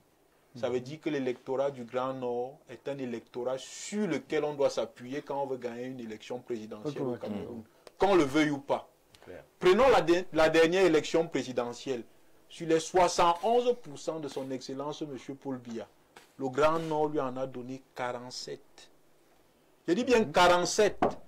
Enlevez 47 dans 71. Vous observez vous-même ce qui reste. Ça veut dire que ces acteurs politiques sont conscients qu'en réalité, le RDPC et M. Paul Biya, qui est le président de ce parti, ont besoin du Grand Nord. Et on entre quoi? Dans une sorte de surenchère maintenant? C'est là où je vais arriver. D'accord. Il commence donc à lancer les pics pour une sorte de surenchère. Parce qu'en même temps, il faut intégrer l'aspect de la transition. Et c'est ça qui échappe aux gens. Quand vous poussez l'analyse un peu plus loin, vous avez l'impression qu'il y a certains acteurs, qui sont même les alliés du RDPC, qui avaient parié qu'en réalité, ce serait certainement le dernier mandat en 2025. Mais tel que les choses se dessinent, certaines personnes se rendent compte qu'il peut encore avoir un mandat jusqu'en 2032. Et ceux qui avaient donc fait le pari de 2025 en se disant que en 2025, certainement, ce serait soit eux, soit leurs frères, commencent donc à se dénoncer, à se trahir. Et quand vous intégrez encore le contexte, et c'est là où je suis d'accord avec le grand frère que ça peut être une trahison, le contexte peut amener à se poser plusieurs questions. Est-ce qu'il ne faut pas se départir maintenant pour qu'après on ne soit pas comptable d'une gouvernance dont on a participé? Il n'aurait pas tenu le même discours en 2018, par C'est exemple, ça, où les perspectives s'annonçaient un peu plus profondes. Exactement. Est-ce qu'il ne faut pas commencer à se départir maintenant? Pourtant, on a été comptable des incuries de gouvernance que l'on dénonce. On reste même jour. encore, puisqu'il n'a pas démissionné. C'est ça que je vais arriver. On a été ministre de la communication, ministre des transports, ministre de la formation professionnelle Et de l'emploi. Et vous voulez vous dédouaner de la responsabilité de l'échec d'un gouvernement. J'ai envie de dire que vous n'êtes pas sérieux. Vous faites même partie des premiers responsables. Porte-parole du gouvernement. Des premiers responsables. Donc pour moi, en réalité, je n'ai pas accordé d'importance à son discours parce que je me suis rendu compte qu'en réalité, c'est un monsieur qui ne porte même pas sa communauté à cœur. La seule chose qu'il porte à cœur, c'est lui-même et rien que lui-même. Et là, on entre dans le positionnement personnel. Exactement. Cette sortie-là peut également être recouverte de ce genre d'approche. Et c'est là où votre thématique a tout son sens. Il a ouvert un comptoir personnel qui n'a rien à voir même avec les militants de son parti politique. C'est un repositionnement qui consiste à faire quoi? À faire les appels de balles de partout. Parce que là, il est en grand écart. Exactement. Il est en train de faire les appels de balles de partout, que ce soit du côté de l'opposition, du côté du parti au pouvoir. Et ce que je suis en train de dire peut avoir un lien avec ce que sa secrétaire générale a dit. Ça veut dire que l'appel de balle... à l'intérieur, là, on n'est pas très d'accord. Et l'appel de balle sera officiel en fonction des tendances politiques qui vont se dessiner. C'est là où le parti va faire une sortie officielle. Ça veut dire que si la tendance se dessine que Paul Biya peut rempiler, on va vous faire une sortie pour vous dire que non, c'était en foufouldé, peut-être il avait même trop bu. Oui. On va vous sortir. Négocier encore à signer notre accord. Il y a encore le temps. C'est ça que je suis en train de dire. On va vous faire une sortie pour vous expliquer avec un français soporifique. Et si on se rend compte que non, les tendances présagent un autre candidat, on va vous faire une sortie pour vous dire qu'il assume ce qu'il a dit. Alors, Éric Foyette de l'Univers ne croit pas beaucoup à ce que vous dites. Pour moi, Foyette, Éric, je puis vous dire que le Nord va surprendre beaucoup et va certainement rejoindre le futur président Akéré. Je verrai comment les agitateurs vont faire à le marché. Il a son comptoir. Les deux meetings organisés par... Il a son comptoir. Vous allez prendre la parole tout à l'heure, monsieur Zé. Savez-vous ce qu'on appelle une ritournelle? Dites-moi, le ministre Thiro m'a fait une ritournelle après s'être gavé au nom du pouvoir. Il vient vomir celui qui l'a nourri. En vérité, je pense tout simplement que ceci participe d'une dispersion de l'électorat parce qu'in fine, il ne dit rien de nouveau. Il ne dit rien que les Camerounais ignorent. Chacun voyant sa fin arriver veut montrer son affection pour le peuple, mais le peuple n'est pas dupe puisque lui, personnellement, ne pourra jamais avoir 3% en termes d'élection. Dire ce qu'il a dit ne servira à rien. Il essaye juste à la fin d'avoir une bonne conscience, qu'il nous laisse tranquille et continue à boire et à manger en paix. S'il était sincère, au lendemain de cette déclaration, il aurait dû déposer sa démission. Dans la vie, on ne peut pas servir 2 maîtres que le ministre Famé Ndongo. Bon, quand je change un peu le sujet, quand le ministre Famé Ndongo va dans sa terre natale, il s'exprime en quelle langue? C'est un faux débat. Sauf que ça compte. Même lui, il est dans ce jeu d'affection. Même lui, il est dans ce jeu-là. Le grand frère d'abord. D'accord. Voilà. Sur cette sortie de Saturoma Bakari, est-ce que votre lecture rejoint celles qui ont déjà été faites sur le plateau? Je vais plutôt ajouter autre chose sur ce qui a déjà été dit. Vous ne rejetez pas? Non, je ne rejette pas tout ce qui a été dit sur le plateau, mais je vais plutôt ajouter, parce que déjà, après cette sortie, je me suis posé une question. Qui a parlé? Monsieur Chiroma, le ministre de l'Emploi ou l'ancien porte-parole du gouvernement? Alors, après cette sortie, nous serions, si c'était vraiment du sérieux, mais il aurait démissionné. Ou on l'aurait même démissionné. Parce que ce que nous tenons à rappeler, c'est que M. Chiroma est comptable de 43 ans de M. Biya. Dans les 43 ans de M. Biya, M. Chiroma a passé 23 ans auprès de M. Biya. Oui. Parce qu'il a passé 7 ans en prison. Si on enlève les 7, et les années passées au quartier, Après le ministère des Transports, Oui. ça fait 20 ans. Donc, il reste 23 ans que M. Issa Chiroma a passé à côté de M. Biya, dont il est comptable. Il va nous rendre compte, le moment venu, de ce qu'il a fait pendant les 23 années, de tout ce qu'il décrit aujourd'hui. Alors, nous nous rappelons... Ça veut dire que vous ne prenez pas en compte la sortie ou le message de la secrétaire générale. Non, Vous ça voulez c'est dire que ce que M. Chiroma et sa secrétaire générale font, c'est la diversion de Ce n'est l'opposition. pas la position officielle. Il faut attendre que les instances idoines se réunissent pour que le parti vous livre sa position officielle. Et qu'en plus, il ne s'est pas exprimé en français ou en anglais. En plus- Donc ça ne compte pas pour elle. En plus, Jean-Jacques, la sortie du ministre Chiroma et de sa secrétaire générale, c'est la diversion. Ils sont en train de divertir l'opposition. Ils veulent nous divertir. Non, nous sommes concentrés sur l'essentiel. Donc vous aurez pu le 2025. recruter, profiter justement de son état d'esprit actuel, entre guillemets, pour le prendre à haut. Qu'est-ce qui nous fait croire que ce n'est pas son maître Dieu qui est derrière cette sortie? Parce que nous nous rappelons, peut-être les jeunes ne se... Le ballon d'essai. Lorsque il a été ministre de la Communication, il a passé assez de temps, 10 ans. 10 ans. Voilà, merci M. Messi. Mais, par exemple, aujourd'hui, où il a plu à Yaoundé, il aurait déjà fait une communication pour remercier le chef de l'État parce qu'il a plu. Ah non. Non, mais ça, c'est une vérité. Quand il pleuvait, M. Chiroma faisait une sortie pour remercier le chef de l'État. Mais un Camerounais mange chez lui, il fait chaud, il faut remercier le chef de l'État. Oui, oui. Il était dans son rôle. Il était dans son Un jeu de rôle rôle. pour amuser la galerie. Comme on dit quelqu'un, moi je n'ai rien contre M. Chiroma, mais pour moi je le traitais pour du fou du roi. Griot.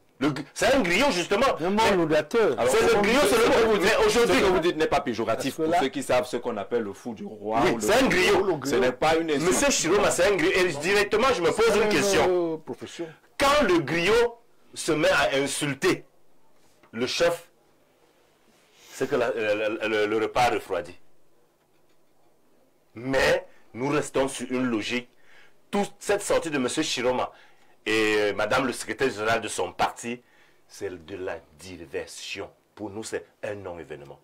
L'objectif, c'est 2025. Quand le bateau coule, même ceux qui boivent le pétrus à gauche déployé peuvent et veulent sauter pour éviter de se noyer. En effet, Chiroma n'a trahi personne. Il veut se repositionner soit avec le nouveau Biya ou alors gagner de la considération auprès de ceux qui vont prendre le Cameroun. Chiroma veut continuer à exister. C'est de la pure politique intéressée. C'est Hubert Volo, secrétaire national de la communication du CAC. C'est un parti politique qui évoque justement cela. Bonsoir au panel. Un politicien qui crée un parti pour un commerce permanent vendant le Cameroun par inattention un jour. Et là, vous nous ramenez. C'est un opportuniste. C'est d'ailleurs lui qui gâte la FICA Foot. Ah, vous revenez sur Kouvondo. Mais heureusement, il a en face de lui un Samuel Eto'o qui lit derrière les lignes. Bon, on n'est plus sur ce sujet-là. Mohamed Ali, Issa Chiroma Bakari, est-ce que c'est une prise de conscience tardive ou il a retrouvé ses talents d'opposant? Jean-Jacques, ni l'un ni l'autre. Moi, ce que je voulais dire, c'est que j'ai la chance de pouvoir comprendre ce que... Le Foufoulde, là. le Foufoulde. Ah, vous avez bien compris. Voilà, donc partageant la même langue que lui, j'ai très bien compris. Mais je voudrais également vous dire que lors de son meeting de Marois, il a dit la même chose, subtilement. Moi, je le trouve plutôt très cohérent. C'est les autres qui n'ont pas suivi le message de Marois. Il a dit à Marois, je traduis ce qu'il a dit, si quelqu'un vient vous dire de voter ceux qui vous oppressent, ne les écoutez pas. Même moi, je ne peux pas vous demander de voter ceux qui vous oppressent. Il a dit, bon, je traduis, je paraphrase. Donc, quelque part, moi, je trouve que quand il vient à Garoua, devant sa résidence, il le dit. C'est une suite logique. Oui, c'est une suite logique. Les gens disent qu'ils sont scandalisés. Maintenant, je voudrais vous dire, Jean-Jacques, tout à l'heure, le politologue a utilisé les données. Allons-y un peu dans les données. Octobre, élection présidentielle. décembre, élection régionale, février, élection municipale et législative. Si vous allez voir un homme du Nord, je prends dans l'ensemble, vous lui dites en octobre que vote Paul Biya, c'est le meilleur candidat, en décembre, vous ne pouvez pas lui parler. Parce que l'homme du Nord est très cohérent. C'est pourquoi vous avez les 42% à l'élection présidentielle. Au Nord, quand on vous dit qu'on est avec vous, on est avec vous. Et quand on vous tourne le dos, on vous tourne le dos. Si M. Chiroma, dans le calcul, il a très bien analysé. Parce que lui, il ne peut pas être candidat à l'élection présidentielle. Voilà. L'avantage de son parti politique réside au niveau des élections locales, c'est-à-dire les régionales de décembre, qui sont, pour le moment, selon les textes de la République, qui ne peuvent pas être décalées. Il y a maintenant les élections municipales et législatives en février. Pour le moment, quand vous évaluez dans les partis dits du Grand Nord, il y a l'UNDP qui est devant. Le deuxième parti, c'est M. Chiroma. Maintenant, Jean-Jacques Zé, pour ceux qui suivent l'actualité du FSNC, il y a l'honorable Salmana Amadou Ali qui mobilise à Maroua. La marée humaine que vous avez vue à Maroua dans les images, c'est l'œuvre d'un jeune, l'honorable Salmana Amadou Ali, qui est au front avec le RDPC depuis plusieurs mois. Quelque part, moi, je m'interroge. Est-ce là l'influence de ce jeune-là sur ce patriarche? C'est une interrogation qui mérite une réflexion. Parce que il y a quelques mois, l'honorable Salmana Amadou Ali est devenu le trésorier national du parti. Il y a quelques mois, Salmana Amadou Ali est devenu le président des jeunes du parti. Je voudrais donc vous dire que quand vous voyez tout cela, ce jeune qui se repositionne, M. Issa Chiroma Bakari va passer la main à un certain moment. N'est-ce pas là l'aile dure du FSNC qui réjaillit sur son président? Voilà une autre interrogation. Maintenant, Jean-Jacques, permettez-moi, parce que quand vous suivez la langue de quelqu'un, vous pouvez mieux exprimer sa pensée. Donc, maintenant, il faut dire également que M. Issa Chiroma Bakari se plaisait beaucoup au ministère de la Communication. Aller au ministère de l'Emploi pour lui a été comme s'il avait été banni du paradis. Bon, là, c'est l'analyse que je fais en tant que journaliste. Non, parce que le ministère de la Communication, c'était un peu la suite logique. Voilà, il était tout devant la scène, sous les projecteurs. Voilà, sous les projecteurs. Et puis, une petite conférence de presse, vous avez y fait un bon... Et puis, c'est un très bon orateur. Le poste était politiquement plus vendable pour lui. Que d'aller au ministère de l'Emploi et de la formation professionnelle ou le journal de la CRTV le met à la fin du journal. Parce que quand vous êtes ministre de la Communication et que vous êtes homme politique, à la CRTV, vous ouvrez le journal quand le chef de l'État n'a pas fait un événement. Et politiquement, ça va. Donc, quelque part, moi, je pense que Jean-Jacques, pour me résumer, Issa Chiroma Bakari privilégie à cet instant les intérêts et l'avenir de son parti, comparativement à ce qu'il peut gagner de l'alliance avec le RDPC. Dans tous les cas, je peux vous dire quelque chose. Je ne suis pas au comité central du RDPC, mais le RDPC fera avec M. Issa Chiroma Bakari, que ce soit le jour ou la nuit. Donc ça va se faire. Parce que dans les 42%, ce qui est sûr, je ne vais pas avancer des chiffres, mais là, ça ne coûte pas. Lorsque vous avez beaucoup de mairies, que ce soit à Garoua ou dans le nord ou l'extrême nord, autant pour moi, lorsque vous avez des élus à l'Assemblée nationale, et même un sénateur nommé, ça veut dire quelque part que vous comptez. Donc moi je pense que c'est au RDPC peut-être. On est donc dans ce comptoir politique qui est ouvert. Ce que Olangi appelle bayamsilisation.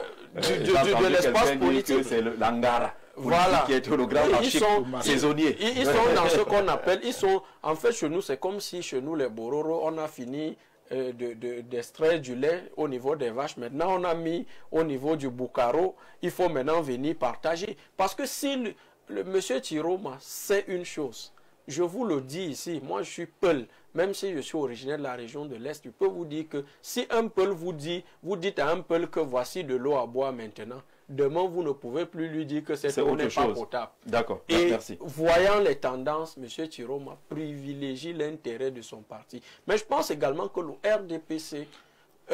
l'intérêt de sa position. Nous avons... Monsieur Emile Messi, je voudrais dire que ce qui pourrait sortir M. Chiroma de cette position actuelle, c'est peut-être une promesse du RDPC, de lui céder même une ou deux, trois mairies, de lui garantir que, par exemple, on va te laisser quand même ça peut gagner. être ça aussi l'objet. Oui.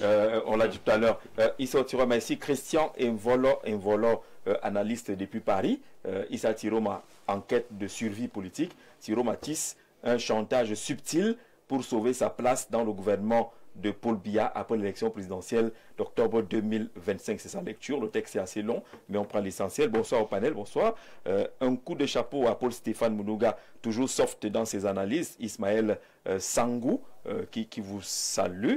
Ces propos ont suscité des réactions contrastées au sein de la classe politique camerounaise. Certains analystes politiques estiment que ces déclarations nécessitent une réaction officielle du parti au pouvoir, le RDPC. Philippe Soa, analyste politique, a déclaré que le ministre Tiroma est constant dans l'incohérence et que ses propos appellent à une clarification de la part du RDPC. Pourquoi est-ce que le RDPC devrait clarifier les déclarations du président d'un autre parti politique? Bon, soit il veut récupérer les voix pour donner au RDPC. Voilà, il dit que vous êtes en train de vous tromper, que l'objet, c'est qu'il veut récupérer les voix pour en donner à la fin au Rassemblement démocratique du peuple camerounais, parce que l'alliance n'a pas été rompue et personne n'a démissionné jusqu'à présent. Bonsoir Issa, le griot est seul dans son film. C'est la fin qui nous intéresse. Wait and see. Cyril depuis Douala. Est-ce qu'il y a une fin qu'il faut attendre, puisque le secrétaire général nous laisse dans une position, une posture de oui, il a dit des choses dans une langue que ça ne peut pas être considéré comme officiel, le parti ne s'est pas encore prononcé. Est-ce qu'il faut attendre une suite qui pourrait surprendre? Oui. Je veux, n'est-ce pas, mais avec l'autre, c'est ce que je voulais dire. Si vous avez vu les deux meetings tenus par le FNCC, n'est-ce pas, de Tiroma, Maroua et Garoua, ils se préparaient à quelque chose. Et des deux, c'est que beaucoup de gens ne comprennent pas ce qui se passe au Nord aujourd'hui. Hein. Il y a des petits poches de résistance, hein. Il y a des jeunes, il y a des intellectuels qui sont dans des ministères et tout ça. Il y a des jeunes commerçants qui ont des moyens partout. Je parle de l'Adama jusqu'à l'extrême nord. Hein, qui veulent découdre avec cette histoire. Surtout de ce genre-là, ce prédateur. Qui est prédateur? Les Tiroma et les Benno qui engravent sur les gens. Je vous assure. Ils font tout ça pour eux. Ce n'est pas pour la population. Suivez les discours que les gens tiennent là-bas. Ils n'en veulent plus de ce genre-là. Donc concrètement aujourd'hui, il est obligé de faire un truc comme ça pour monter à la population. Mais non. Moi je dis, vous mettez le peuple, cette population là-haut, qui vont demeurer toujours des imbécilisés. Mais non. Le monde évolue, les gens lisent. Oui. Je ne sais pas si tu peux rencontrer 3 jeunes du Nord, que ce soit garçon ou fille qui n'a pas un numéro, et un téléphone, n'est-ce pas, non? Android, amen. Ils voient, ils écoutent ce qui se passe quelque part. Ils se disent non. On ne peut pas servir quand même les mêmes personnes qui viennent nous tromper. Hier, ils étaient pauvres, ils utilisent nos noms, ils deviennent riches et ils veulent encore aujourd'hui. Je dis que c'est une forme de manipulation. Et je dis si le RDPC est sérieux, le RDPC n'a pas besoin de tous ces gens pour gagner une élection au Nord. De part, n'est-ce pas, tous ces ministres, directeurs qui sont là-bas. Mais comme tous c'est des mêmes personnes, leur but c'est d'aller, n'est-ce pas, engager une population qui souffre, ils attendent le moment d'une élection, aller distribuer 2000, 5000 les tissus. Bon, la vraie population, le bas peuple, le nordiste, le petit nordiste, ils ont déjà compris ce jeu-là. Ils sont plus là. Je dis, il faut seulement les écouter pour comprendre. Et tout ce qu'ils font là ne montre pas les populations. Je dis que les deux meetings, on a vu le retour. Il y a eu des bagarres partout dans les quartiers, le comité de base de ceci. Les gens qui ont remis les sacs d'argent pour aller distribuer, prendre les gars des motos dans les villages et tout. Bon, comme chez nous, l'ensemble de la classe politique est faite de ça. On est d'accord? C'est-à-dire c'est l'argent qu'on met devant. Il suffit que tu réunis 10-20 personnes. On dit que tu es populaire. Tu peux, n'est-ce pas? Non. Le véritable problème, l'homme nordiste. Moi, je suis nordiste. Je sais ce qui se passe aujourd'hui. Je dis quand les parents vous appellent, quand les petits frères vous appellent, ils vous disent non, nous avons compris tout ça. Nous n'avons plus besoin de cette comédie-là. Où quelqu'un doit venir utiliser, non. Parce que lui veut s'enrichir, veut se repositionner et ils savent que l'enjeu, s'ils ne font pas ça, bientôt, attendons d'abord de voir avec le congrès de l'UNDP. Parce qu'on nous dit... ça aussi c'est annoncé. Oui, parce qu'on nous dit qu'il y a quand même quelque chose qui peut se faire. La position que prendra l'UNDP peut nous définir tout. C'est aussi quelque chose qui est attendu avec beaucoup de oui, l'annonce de ce congrès-là. Parce que il est bousculé de central de l'UNDP, tel que c'est annoncé, on a quand même l'impression qu'il y a plus d'attente de ce côté-là. Oui, Jean-Jacques, je tiens à prendre la parole avant. Allez-y, vous avez la parole. Forcément affiner sa réflexion sur la question. Pour dire quoi? Tout à l'heure, on est quand même allé sur quelque chose de fondamental. C'est un nombre d'acteurs politiques qui hier encore étaient dans le même parti politique, à savoir l'UNDP. Et on peut même aller au-delà de l'UNDP, prendre d'autres partis comme le MDR, qui ont, depuis 1992, apporté leur soutien et qui sont restés constants et permanents dans l'alliance, dans la majorité présidentielle. L'alliance qu'on a aujourd'hui.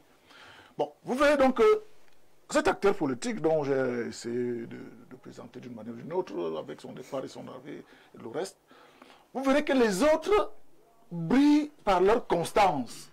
Depuis que Belboubou est là, il ne se casse pas dans des déclarations de ceci. Il est d'un calme olympique et d'une sérénité à une autre pareille. Vous prenez l'ANDP de M. Moustapha. Il est dans son coin.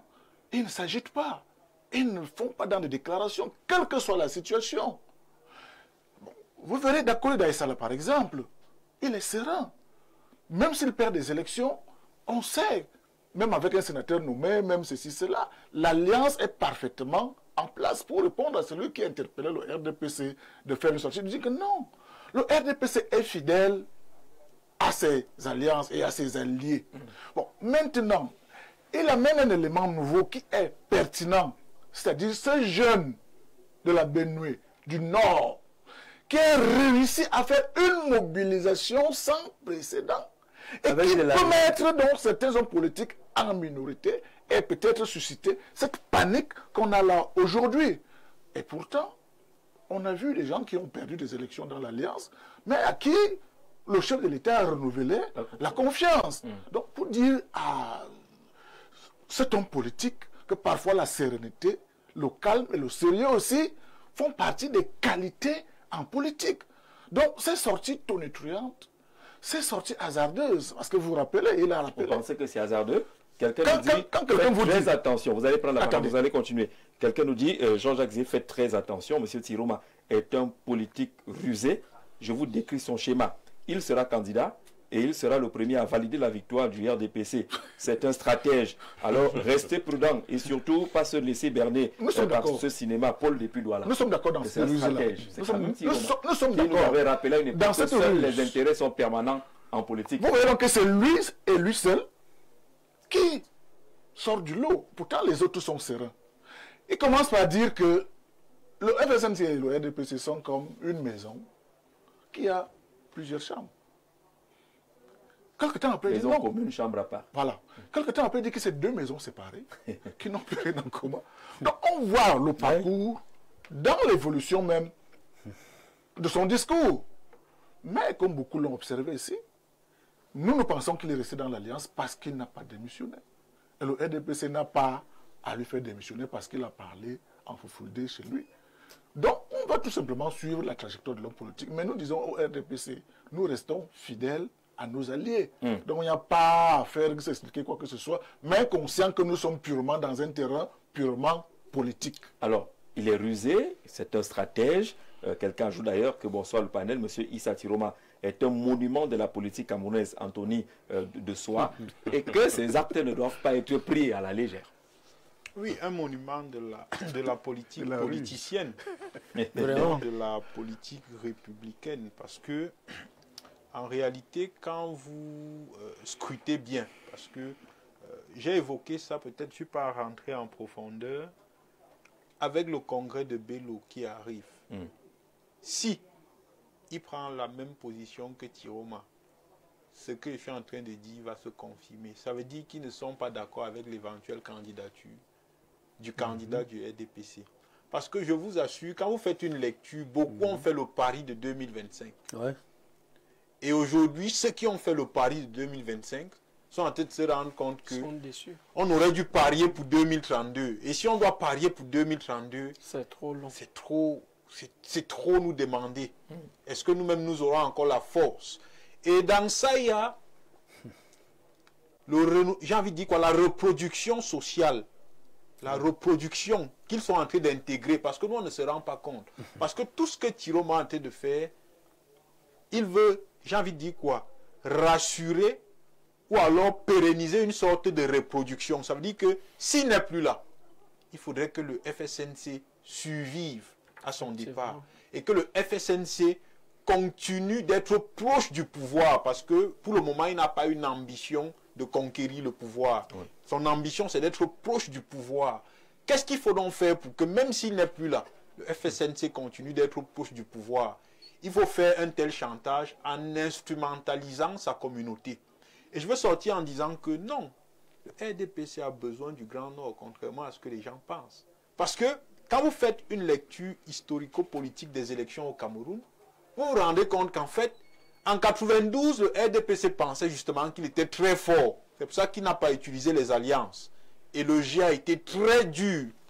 Et ils sont restés dans leur laboratoire. Ils ont compris qu'en démocratie, pour conserver et pérenniser le pouvoir, il faut les alliés. C'est pour ça qu'ils sont allés à la conquête des alliés solides. Comme l'UNDP. Comme l'UNDP. 97. Exactement. À l'auditorium Jean-Paul II. Exactement. Encore l'histoire. Comme le FSNC. Et j'en oublie certainement. Parce qu'ils ont compris qu'en démocratie, pour conserver son pouvoir, vraiment, il faut avoir des alliances solides. Donc c'est même une leçon qu'ils donnent à l'opposition. Une opposition qui est faible, mais qui pense qu'elle peut conquérir le pouvoir tout seul. Mais est-ce que le RDPC devrait se méfier aujourd'hui, pour le dire ainsi, du Nord? Il y a des mouvements qui sont en train de naître.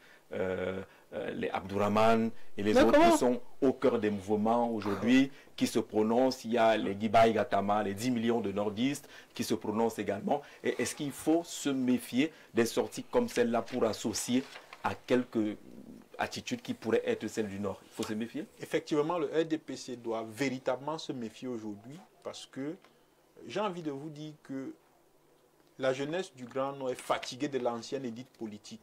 Parce qu'elle se rend compte aujourd'hui que cette ancienne élite politique n'a pas travaillé pour la jeunesse du Grand Nord. Elle a travaillé pour ses propres intérêts.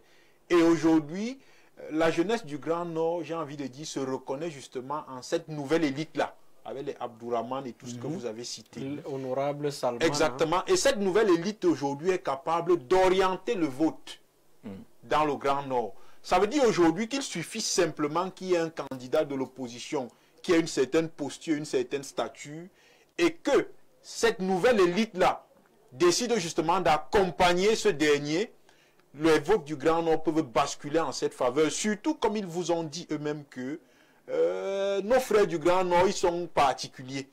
Quand ils ont déjà dit que c'est la bouteille, ce sera la bouteille pour tout le monde. Donc, il faudrait aujourd'hui que le RDPC fasse très attention, parce que même quand on évalue tous les mémorandums du Grand Nord, on se rend compte que il n'y a pas eu un véritable changement dans le fond. Parce que je vous rappelle aujourd'hui que quand vous prenez la stratégie nationale de développement, l'extrême nord est la région la plus pauvre du Cameroun. C'est la région la plus pauvre du Cameroun.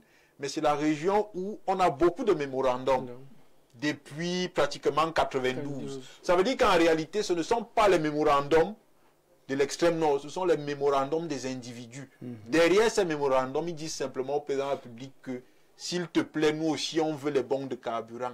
S'il te plaît, nous aussi, on veut les nominations. S'il te plaît, nous aussi, on veut goûter le miel. Et une fois qu'ils accèdent au miel, ils ne se soucient pas justement de ceux en réalité pour lesquels ils sont nommés. Parce que le président de la République, en réalité, il est dans ce qu'on appelle en démocratie, l'approche économique de la démocratie. Ça veut dire, je te nomme parce que tu es capable de m'apporter l'électorat.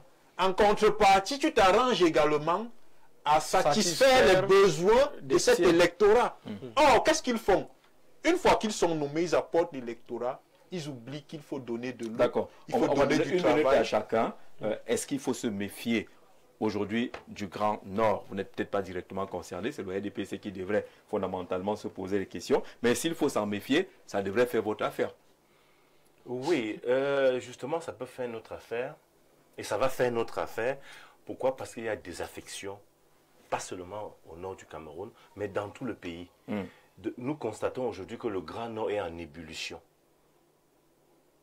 Et pas seulement le Grand Nord, le pays est en ébullition. Et je suis sûr que 2025 va bien se passer.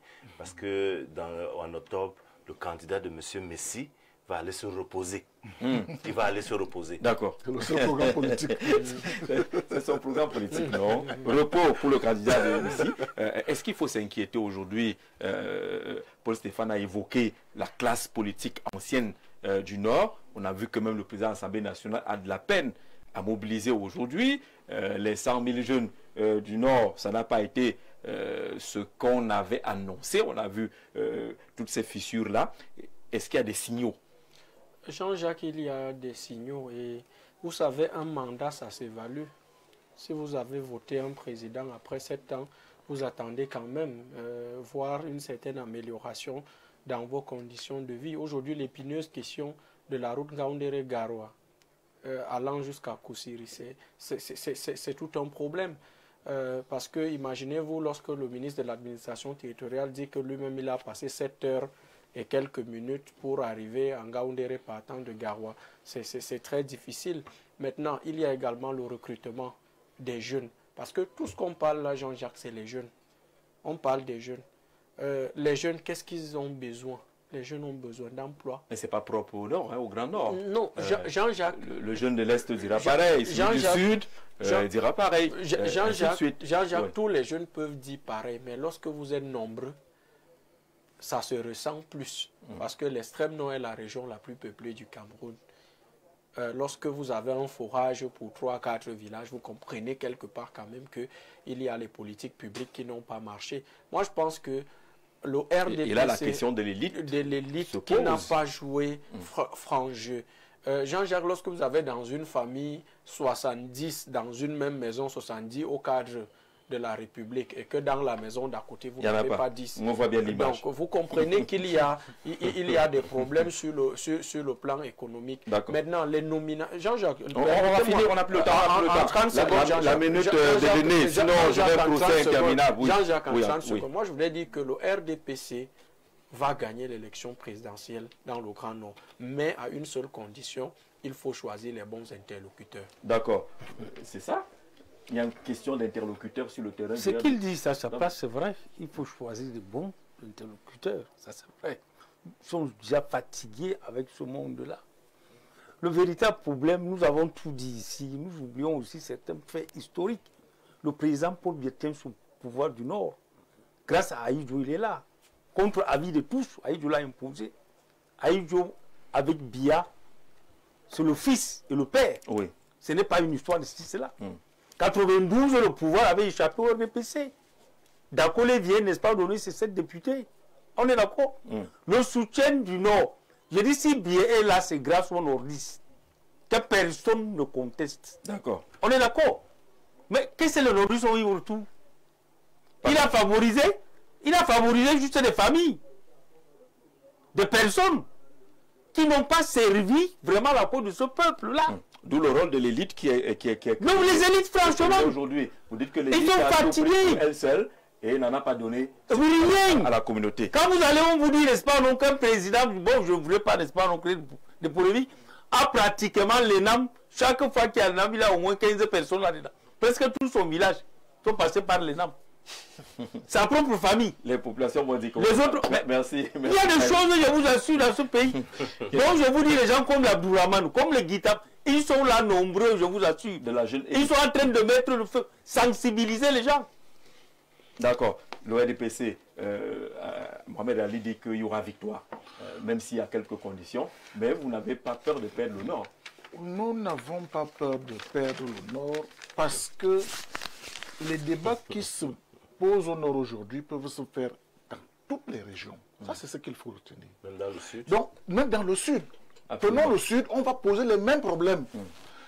Oui, il y a besoin du renouvellement de la classe politique. Ça, c'est une évidence. Et je suis d'accord avec lui dans ces conditions-là. Je me réjouis d'ailleurs, lui-même l'a révélé là que, à côté de ces nouveaux leaders qui émergent dans le Grand Nord, mais également dans le parti, il y a une jeunesse dynamique qui mobilise également aujourd'hui.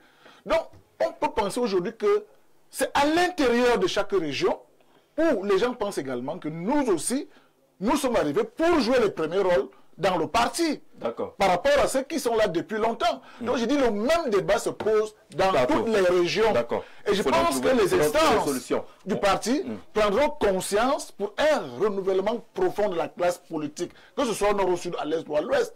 D'accord, on a fini aujourd'hui. L'essentiel a été dit. Émile Messi, la réalisation, là maintenant, on va recevoir une demande d'explication, mais on expliquera. Merci, on va regarder. Rendez-vous demain pour une autre édition.